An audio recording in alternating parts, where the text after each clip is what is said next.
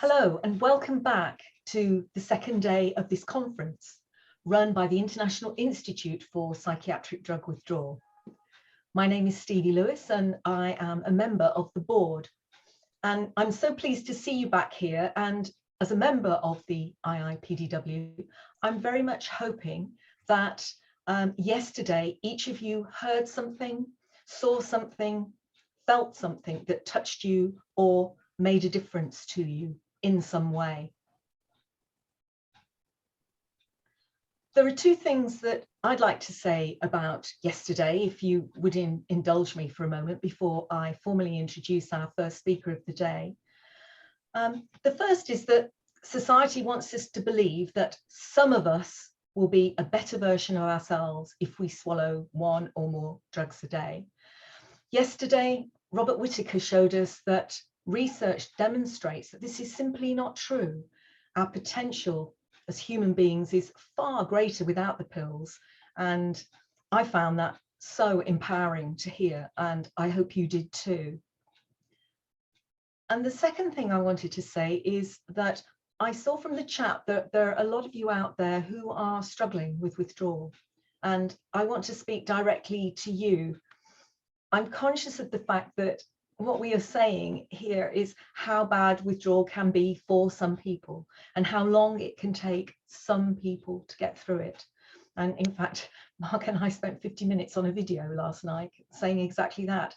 And I quite understand that you don't want to know that. I wouldn't have wanted to know that. But it's the truth. And let's face it, if withdrawal were a walk in the park, there'd be no need for this conference. Please believe me, you will get better. I got better. Laura Delano yesterday described how she got better. We're both work in progress, but we are leading good lives. In the darkest times, you don't believe it's going to happen to you, but it does. I would hear that someone had been through their withdrawal, they got better, and I'd have this whiny voice in my head going, oh, they've got better, but I won't. I'm going to be this ill now forever. But the body heals. It does what it's good at. And irrespective of the whiny voice, my body healed. You will get through this. Shall we move on now to the business of the day? Some housekeeping to start. This conference is being recorded, and the recordings will be made available by email on Monday, available for 2 weeks. This afternoon, after we've heard all of the speakers, we will invite you to join us for a group discussion, and this will take place in a separate Zoom meeting, and Lucy is posting the link in the chat now. And the password for this meeting is withdrawal. And Lucy will also send this link via email 10 minutes before the end of the speaker sessions. In the discussion group, you will have the opportunity to have your say about how things on this subject could change for the better. And I need to just add again that closed captions are available. They're in English. We don't think they're that effective, but they are there. So it's time now for another inspirational speaker. Dr. Joanna Moncrieff is Professor of Critical and Social Psychiatry at UCL and is a practicing NHS consultant psychiatrist in London. She is a co-chairperson and one of the founders of the Critical Psychiatry Network, and she has written various books and papers, including a book called The Myth of the Chemical Cure, which is the subject of her talk today. If you want to know anything about psychiatric drugs and what they do to the human body, Joanna is the person to ask. We have time for 10 minutes of questions at the end. Please use the Q&A box. But now I will pass you over to Joanna. Welcome, Joanna. Thank you, Stevie. Thanks for that introduction. Right, I shall crack straight on. I'm just going to share my screen. There we are. Can everyone see that? Stevie nodded, if that's okay, is it? Yeah, great. Okay, thank you. Okay, so thank you very much for inviting me to speak. We're here today because thousands and thousands of people have had difficulties coming off drugs prescribed for psychiatric problems. And the most tragic thing about this is we have been here before, as I'm sure many of you are well aware. The barbiturates, which were hugely prescribed in the 1950s, in the mid-20th century, turned out to be severely dependence forming, and then the benzodiazepines, of course. And we've even known since the late 80s and early 1990s that people can have real difficulties, sometimes very prolonged difficulties, getting off some of these drugs, since Heather Ashton described the problems with benzodiazepine withdrawal. So first of all, I'm going to describe a bit of context, and then I'm going to come on to a few words about withdrawal. And because I know that you covered a lot of ground yesterday, I'm going to focus mainly on withdrawal from antipsychotics and lithium. So first, the context, and forgive me again if this has come up before, but I think it's so important to know how many people are using these drugs at the moment. 17% of the population of England, almost 1 in 5 people, is currently prescribed an antidepressant. And that has increased, the volume of antidepressant prescribing has gone up almost 4 times in the last 20 years. 1 in 4 of the population, 26%, are taking either an antidepressant or a benzodiazepine or a Z drug, a gabapentinoid, or an opioid drug. These are figures from the Public Health England report published in 2018. And is this vast amount of prescribing doing any good? Well, I know you heard quite a lot on that from Robert Whittaker. I just want to add to what he showed you some data from England disability benefits, which shows you that claims for disability for mental disorders, which are predominantly made because of anxiety or depressive disorders, have gone up substantially over the last 20 years, while claims for everything else have come down. And it's claims for long-term claims that have particularly gone up among people who are claiming because of mental health problems. And again, long-term claims for other conditions have actually been coming down. And I know Bob showed you a lot of the studies on long-term outcomes of antidepressant use. I just want to add this one. This is the STAR-D study, which looked at gold standard, really good quality antidepressant treatment in the US back in the noughties, and it was a huge study, enrolled 4,000 people. The results were very much spun and inflated. The benefits of the drugs were overinflated, but some of the real data came out in 2010, which showed that out of 4,000 people, about 1,500 got better at some point by their definition in this paper, which was actually a secondary definition of remission. But only just over 100 people got better, stayed well, and stayed in the study. And actually by the definition that they had specified in the protocol, even fewer people remitted. That's the orange column in this graph. And that data has only just come to light because the authors didn't want to publish it. So how is this the case when we have so many placebo-controlled trials that show what a fantastic thing antidepressants are? This large meta-analysis conducted in 2018 was greeted by newspaper headlines that antidepressants work after all. Now we have the evidence.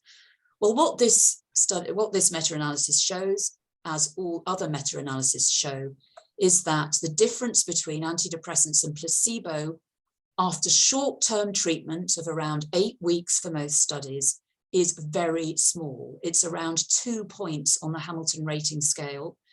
The Hamilton rating scale, typically people are scoring in the late 20s or around 30 points when they enter a trial, and the total score is 52 points. And by any measure, of clinical significance, that difference of 2 points doesn't cut it.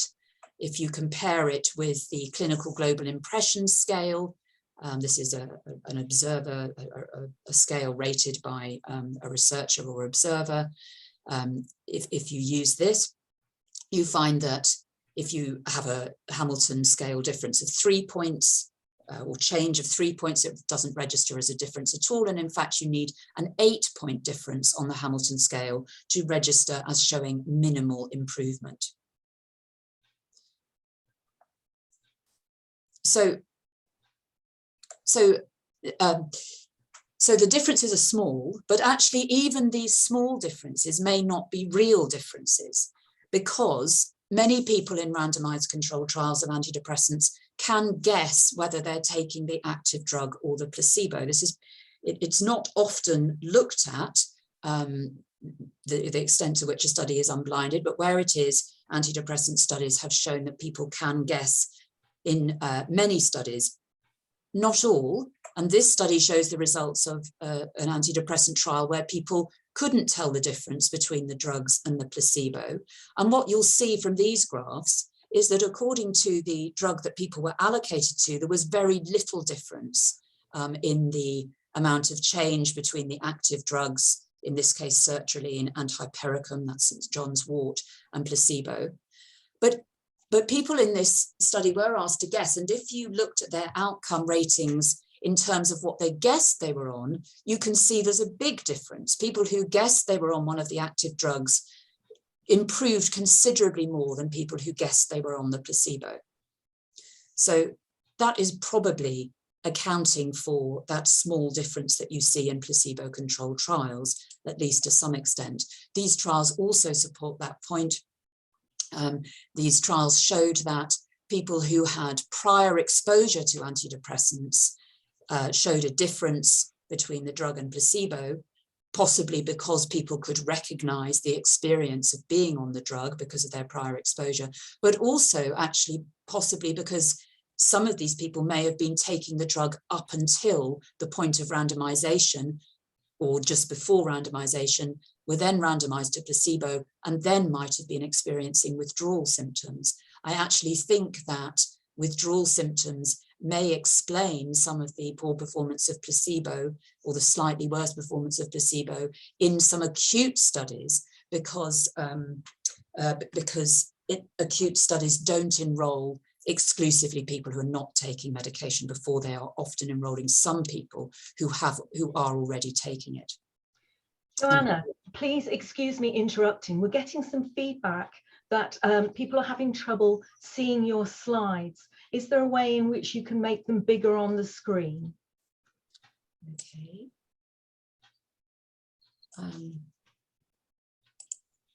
There we are. Is that better?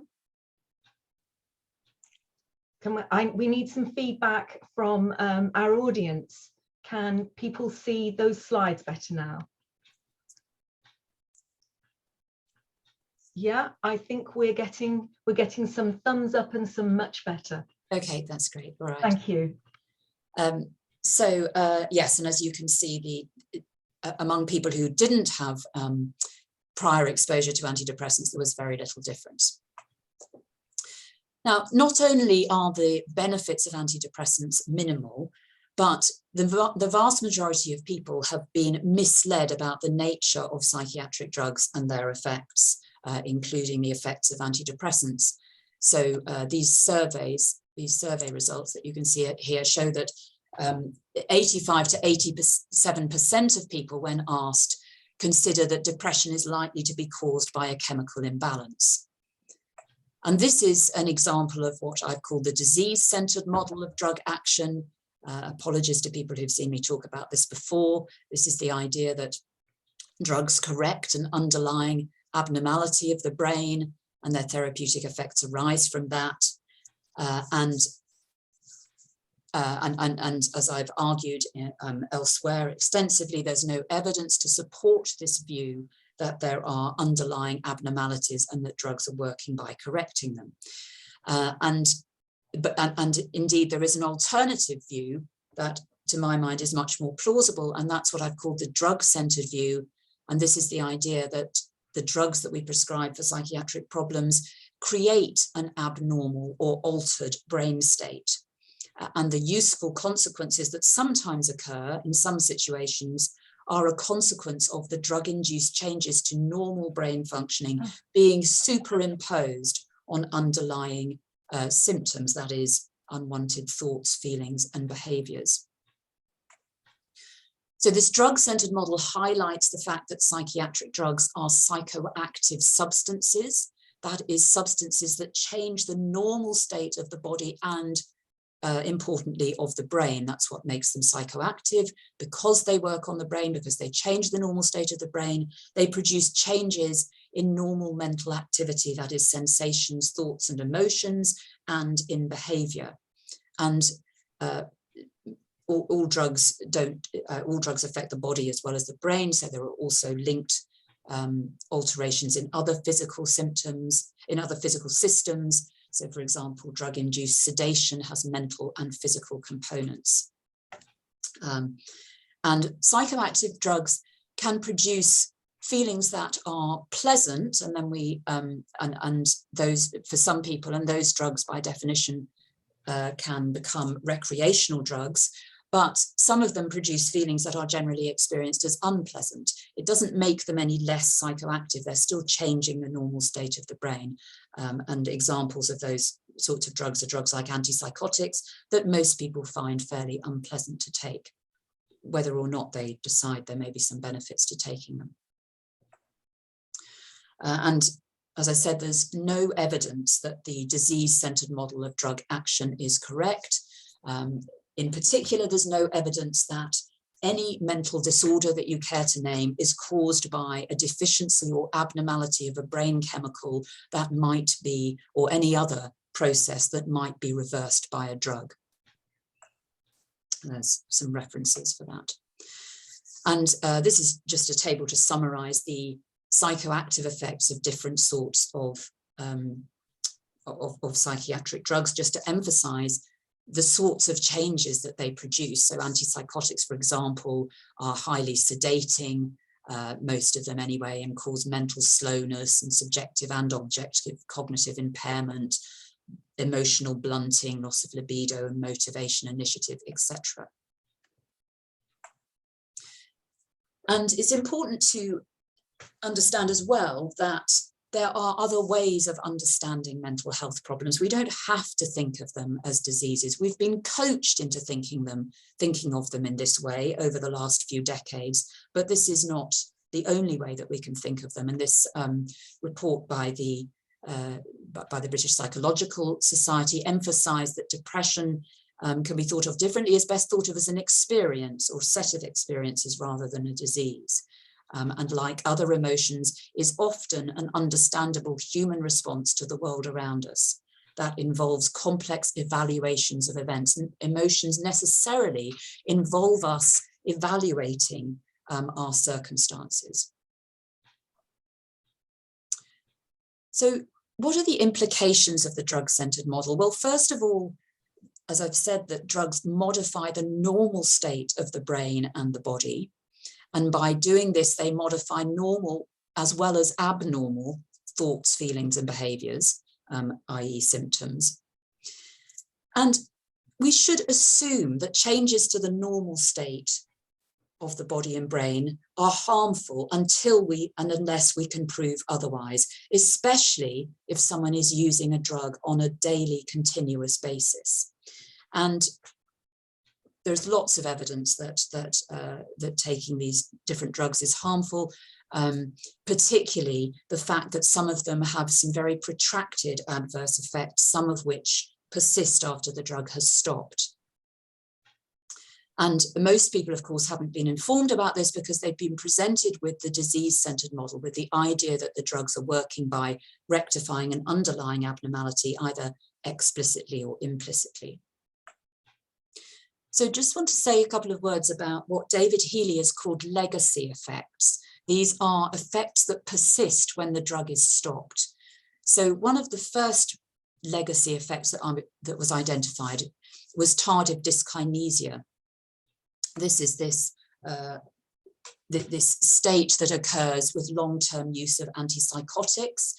It is defined as involving involuntary movements, but what is often not emphasized is that actually the involuntary movements are associated with some degree of cognitive deterioration, intellectual decline, which emerges over the same period as the abnormal movements emerge. And although it's probably less common than it used to be, because we thankfully use lower doses of antipsychotics than we were doing in the 1980s anyway, it still is fairly frequent, especially among older people who seem to be more susceptible. Another legacy effect, of course, is the prolonged withdrawal effects following cessation of drugs that I know that you've been discussing yesterday. And these seem to particularly occur after the withdrawal from antidepressants and benzodiazepines. As I mentioned earlier, these were identified by Heather Ashton in the late 1980s and early 90s, when she wrote up cases of people who'd stopped benzodiazepines but still reported persistent symptoms, including anxiety, depression, insomnia, but also some physical symptoms, including tinnitus and restless legs. And there's been an excellent paper recently published in Therapeutic Advances in Psychopharmacology, which describes all the symptoms that can occur following benzodiazepine withdrawal. So as you can see, there's a whole great range of these, with many of these symptoms persisting in many people for months and for years. The other reason this paper is very interesting is it highlights how debilitating these symptoms can be and how much they can interfere with people's, create an enormous problem for people's work life, recreational life, social life, relationships, etc. As you can see, almost half of the population of people reporting these problems were reporting that they'd had a significant impact on these various areas of their lives. And people reported specific effects as well, quite commonly, significantly, you know, over 50% reported that these effects had significantly affected their marriage or other relationships, that had led them to have suicidal thoughts or attempt suicide, had led them to lose a job, and other consequences. And as I'm sure you heard a lot yesterday, antidepressants produce a similar range of physical and mental withdrawal symptoms, which can be very prolonged and can persist after the drugs have been stopped completely. And these two studies seem to suggest that the duration for most people is around 1 to 2 years. But obviously with some people experiencing them for longer. In the study that we looked at, the database we looked at, 25% of people had persistent symptoms for 2 years or more after stopping SSRIs. The other legacy effect that is attracting increasing attention in the sexual health literature, but is not being discussed enough in the psychiatric literature, is persistent sexual dysfunction following cessation of SSRIs in particular. We know that SSRIs commonly cause sexual dysfunction when people are taking them, and there are increasing numbers of people reporting to sexual health clinics and other doctors that they are having persistent problems, particularly genital anesthesia, pleasureless or weak orgasm, decreased sex drive, erectile dysfunction, and premature ejaculation. So all that was really to come to this conclusion that there are good reasons to try and get off psychiatric drugs. First of all, they are not normalizing or helping any underlying biological abnormality. Secondly, beneficial effects have not been established for many of these drugs in many of the indications they're commonly used for. And thirdly, long-term use is affected with many harmful effects and poor outcomes, and also with these legacy effects after people have stopped the drugs. So just moving on to withdrawal now. I think I'll skip over that because I've talked about that.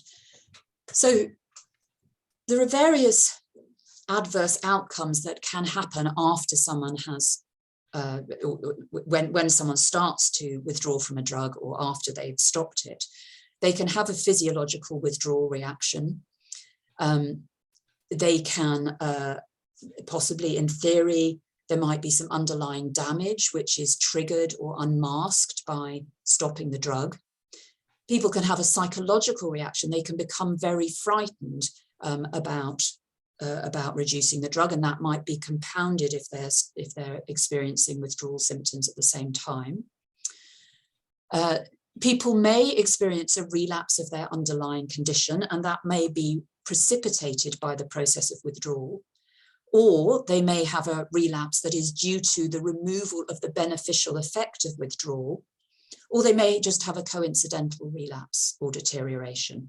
Number 5 is the one that has always been presented as the explanation for adverse effects after withdrawal, that you've had a relapse and that just shows that you needed the drug treatment, that's what was keeping you well. But there are all these other possible explanations for what might be going on if someone has a bad reaction during or after stopping a psychiatric drug. Psychological reactions. In my clinical practice, I do think that these are quite significant because people can become very frightened about the process of withdrawal. And this is partly because they've been told for years that they need these drugs, that they have a defective brain, and that they need the drugs to put the brain abnormality right, to correct their chemical imbalance.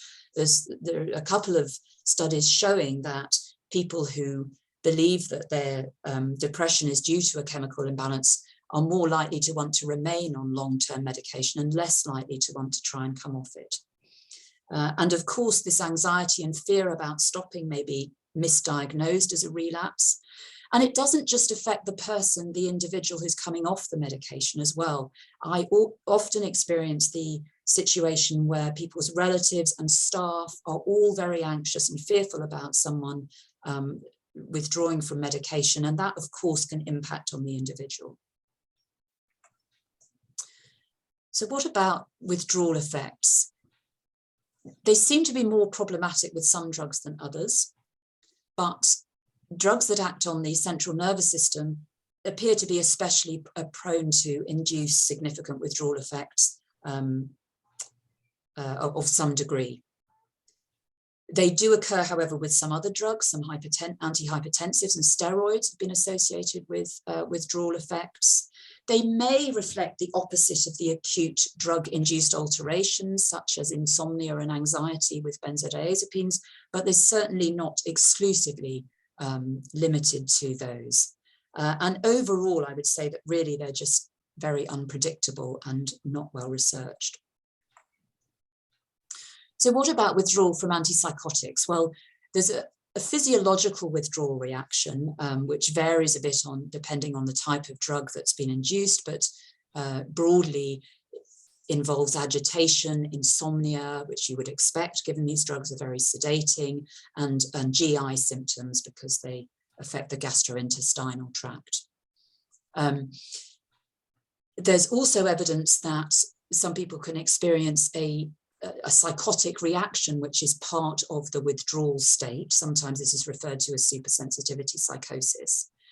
There's also the suggestion that the withdrawal from antipsychotics can precipitate a relapse of an underlying psychotic condition.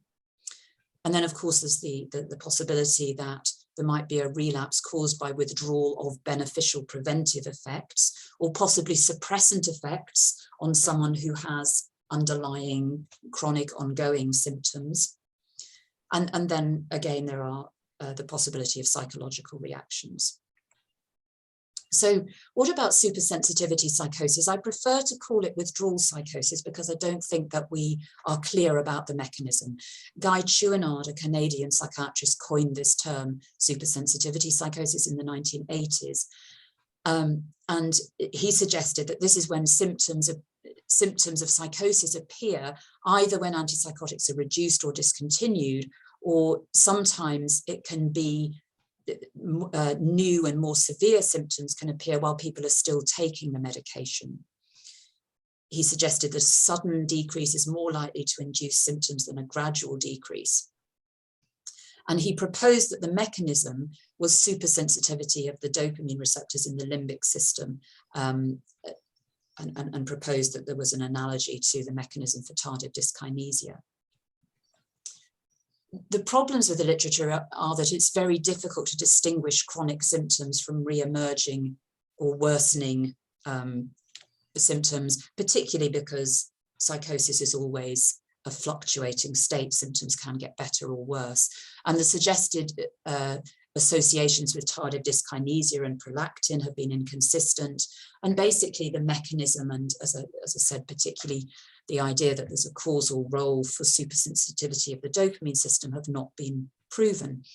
However, there are some definite documented cases of withdrawal psychosis which have occurred in people who've been on antipsychotics for purposes other than people who don't have a history of psychosis. Either they're on them for physical purposes as anti-nausea treatments often, or they have non-psychotic mental health problems. There's also it's also common to come across a withdrawal psychosis in people who are taking clozapine. This is one of the reasons why I think that dopamine is probably not likely to be the only thing involved, because clozapine has a relatively weak action on the dopamine system. So there have been numerous case series showing this clozapine withdrawal psychosis, and one randomized controlled trial. It seems to come on very abruptly, more abruptly than probably with other antipsychotics. And the typical symptoms are paranoid delusions, which obviously are frequent in other sorts of psychosis, and auditory hallucinations, but also people often become uncharacteristically hostile and aggressive, and sometimes they get visual hallucinations as well, which are not so typical of other cases of psychosis. And the prevalence in this randomized controlled trial was 25%, but it's been high, it's higher in some case series. And I think the most convincing thing about this data as well is that there are a couple of studies showing that the symptoms that people get after they stop clozapine are worse and more severe than they were prior to starting on the clozapine, suggesting there's something about the withdrawal process going on.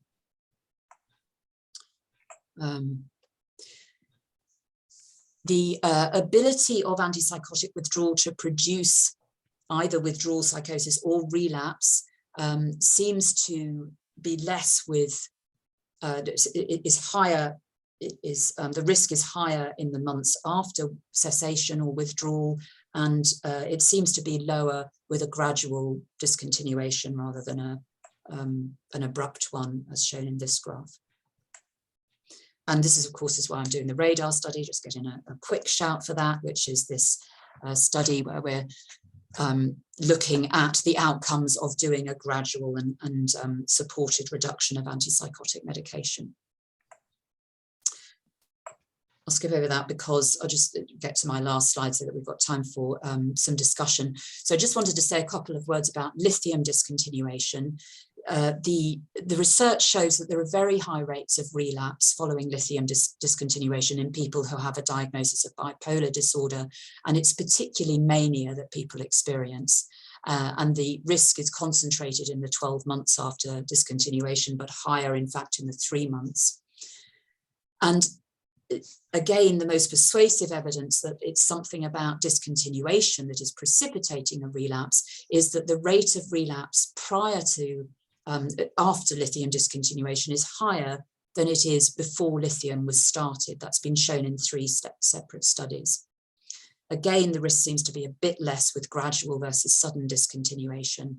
And there are 1 or 2 studies showing that there may be a risk of people who are taking lithium for other indications having a manic episode when they stop lithium. The mechanism is unknown, but it does seem to be related to the ability of lithium to basically, radically suppress nervous system activity, so that when it's stopped, you've got a huge sort of rebound activity going on. So in conclusion, we need to be a lot more cautious about starting treatment, especially long-term treatment, and we need a lot more research on withdrawal-related problems and particularly in prolonged problems and legacy effects. Okay, so I hope I've left some time for discussion, Stevie. Thank you very much, Joanna. Quite a few questions have been posted, and I'd just like to very briefly answer one or two of them. Again, people asking where they can get information. Where can I get information from my friends, family, medical team, particularly if they don't believe me, and that sort of thing. And on the IIPDW website, IIPDW.org, we now have a research and information tab where we are putting all the latest research on the subject of psychiatric drugs, the very latest that you can find, so that you can print that and take it to your family, your medical team, whatever. Yesterday we told you about sources of information via Laura Delano, the Inner Compass Initiative and the Withdrawal Project. Very good places to go for information. And Joanna has a book called A Straight Talking Introduction to Psychiatric Drugs, The Truth About How They Work and How to Come Off Them. This will be an excellent resource for information too. So asking Joanna now directly, one of the questions is, Dr. Moncrieff, what can you tell us about the long-term effects of antipsychotic drugs in developing brains, i.e. for people who started to take them when minors? Yeah, good question. So it looks as if their effects are more serious and more damaging in young people. Young people are more likely to get tardive dyskinesia than adults, and they're more likely to get diabetes and endocrine metabolic problems than adults as well. So I don't think there've been any studies on brain volume in young people, children or young people, but certainly, yeah, there's evidence that the developing brain is more susceptible than an adult brain.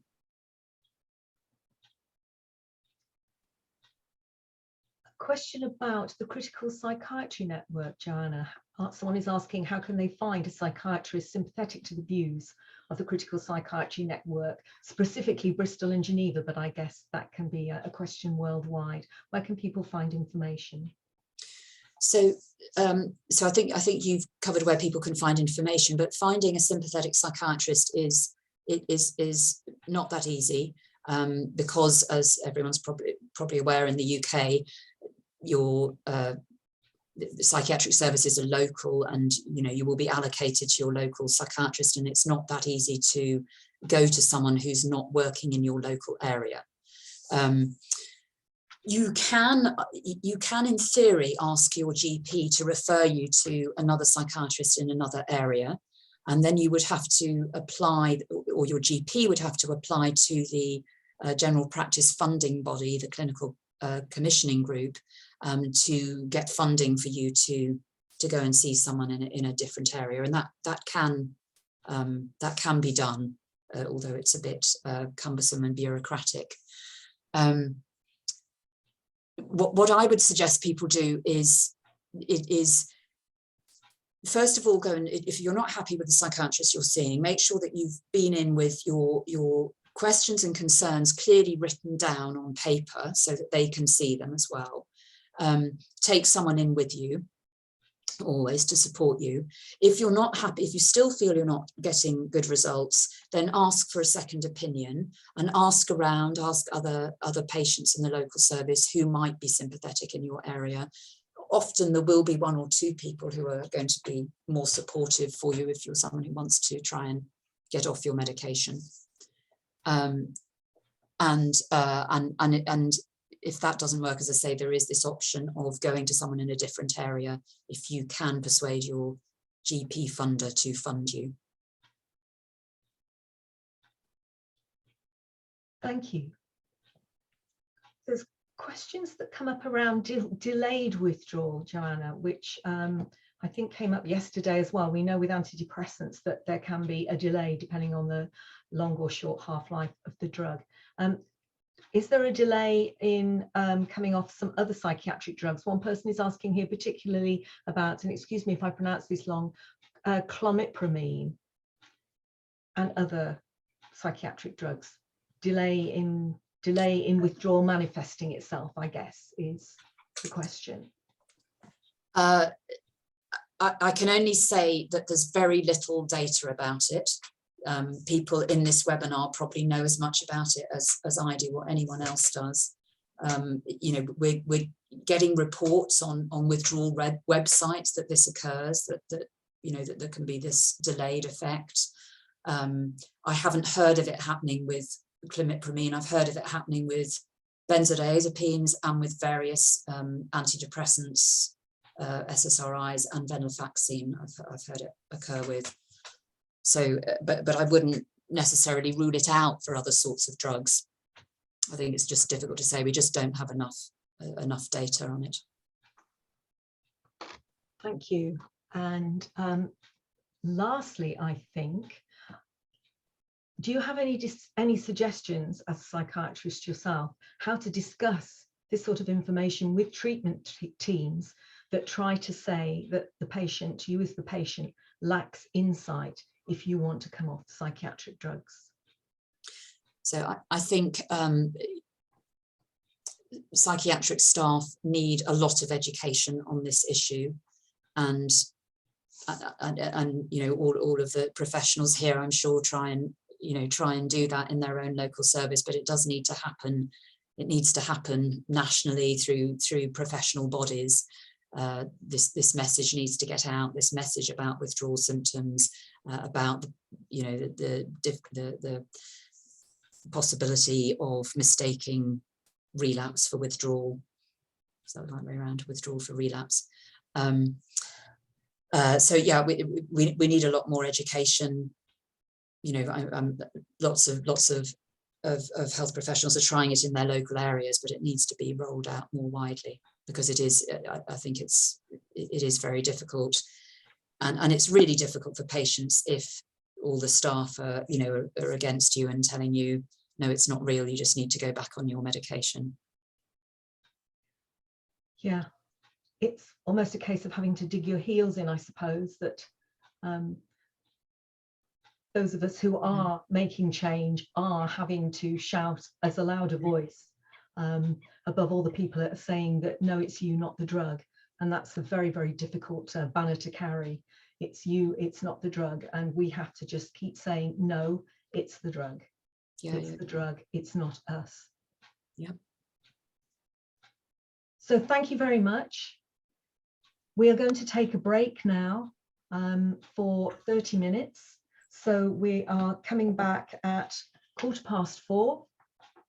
And one of my colleagues from the board, Cleo, I think, is going to be introducing Magnus Hald to tell us about drug-free treatment in Norway. And I have seen in some of the questions people saying, well, this is all very well talking about drugs, but what alternatives are there to drug treatment? And we are going to hear that from Magnus. Thank you very much.